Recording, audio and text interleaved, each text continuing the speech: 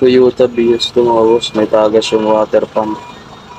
Ano, napapansin natin yung coolant niya ay nag-atak-atak.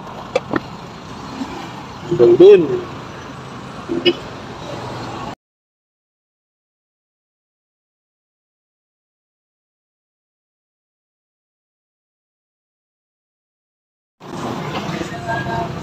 Siguro tanggalan natin yung alternator.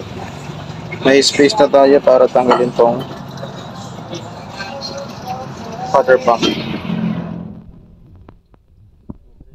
Na-drain na rin natin yung coolant. Ayan, para konti na lang ang ilagay natin mamaya.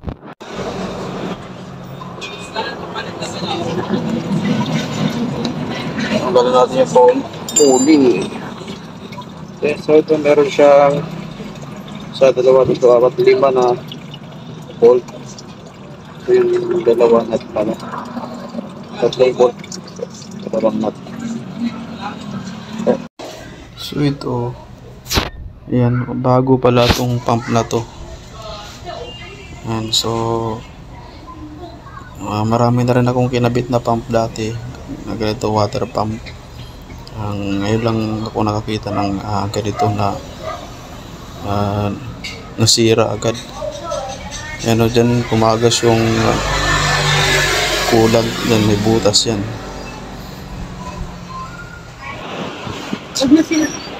Fire!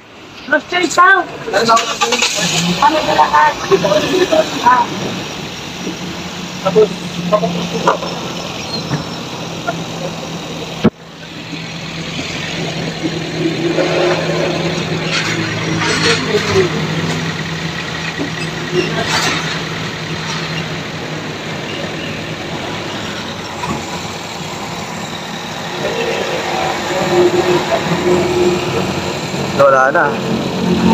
Wala na naman.